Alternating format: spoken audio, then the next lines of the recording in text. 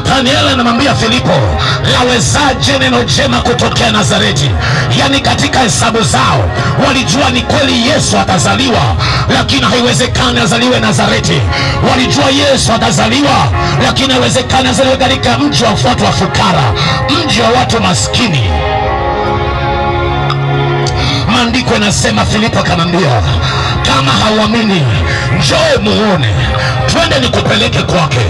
Wakati Nathanieli alipogeuka hivi akamuona Yesu, Yesu akamuita Nathanieli, akamuita kwa jina lake na akaanza kumuongelesha, ya kudhibitika kwamba ni kweli inawezekana kitu chema, inawezekana jambo jema likatokea Nazareti. Niko na habari njema jioni ya leo. Naongea na familia ambayo imeonekana haifai. Naongea na mtu ambaye umeonekana haufai. Hata watu wakikuona na beskeli wanasema ameomba hiyo beskeli. Ukionekana uko na simu ya touch wanasema ameomba. Ukionekana unakunywa chai asubuhi wanasema amesaidiwa na mtu huyo. Wakikuona na kitu chochote kizuri, yani hata kama uko kwa gari wanasema amepewa lift. Wanajua kitu chema haiwezekani kikatokea kwenu. Wanajua jambo jema haiwezekani likatokea kwenu.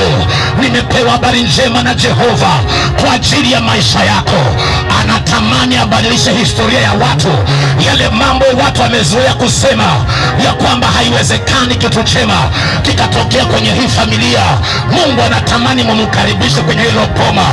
Inawezekana hamujaokoka, mnateseka ni kwa sababu Yesu bado hajaingia kwenye ule mji. Nazareti ilikuwa haifai, lakini Yesu alipozaliwa watu walikimbilia Nazareti. Watu walianza kununua mashamba Nazareti. Watu walianza kujenga Nazareti. Nazareti kafanyika mji wa maana kwa sababu ya mtu mmoja anayeitwa Yesu Kristo, mwana Mungu aliye hai. Alipozaliwa Nazareti, jina la mji wa Nazareti likabadilika. Jioni ya leo unaweza ukamkaribisha katika maisha yako. Kama mji wa Nazareti Yesu alipozaliwa ulibadilika, wewe peke yako ukimpokea Yesu Kristo anaweza kubadilisha maisha yako. Anaweza kubadilisha maisha yako. Nampenda Yesu. Hapo mwanzo sikuamini ya kwamba kwa familia yetu kunaweza kukaingia gari na ikapaki hapo na ikalala hapo mpaka asubuhi. Sikuwa naamini, lakini nilipompokea Yesu, nilipomkaribisha Yesu, magari na paki nyumbani kwetu. Na si kwamba ni magari yaliyokuja hapo ya marafiki, ni magari ya huo mji, kwa sababu Yesu amekaribishwa na mtu katika huo mji akabadilisha maisha. Jioni ya leo ndugu yangu, mpokee Bwana Yesu. Mruhusu Yesu katika maisha yako, atabadilisha maisha yako. Atakuondolea hiyo aibu, ataondoa hayo mateso. Kama unamkubali jioni aliyopigia makofi mazuri.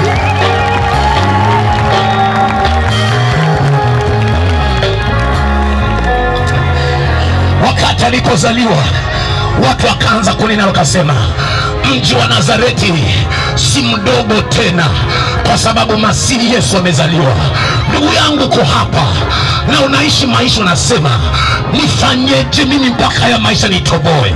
Nifanyeje mimi mpaka ya maisha yanze kuchanganya? Nifanyeje mimi? Mawazo mengi mekuja.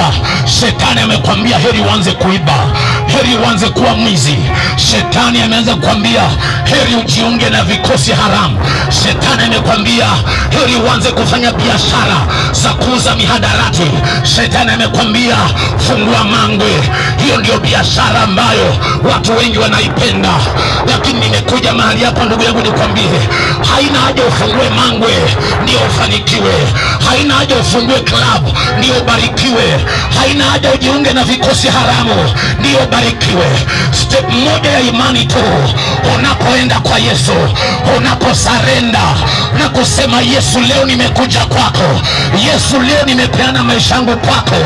Atayabadilisha, atakuondolea hayo majina mabaya, ataondoa hiyo failure, na ataanza kuachilia success katika maisha yako. Ataondoa kule kushindwa na atakufanya ushinde kila vita. Na muamini Bwana Yesu. Ingelikuwa wale mko mahali hapa, mngelinijua mimi nilikuwa nani hapo mwanzo, mngejua ni kweli Yesu anaweza kubadilisha maisha. Watu mlio mahali hapa, ninyi ni bora kuliko mimi. Yesu alinibadilisha, ana uwezo kubadilisha maisha yako. Kama Yesu alinikunguta mavumbi, ana uwezo kukunguta mavumbi maisha yako katika jina la Yesu Kristo. Jioni leo niko mahali hapa, siko na muda mrefu mahali hapa, nimekuja nikwambie tu Yesu anakupenda hivyo ulivyo.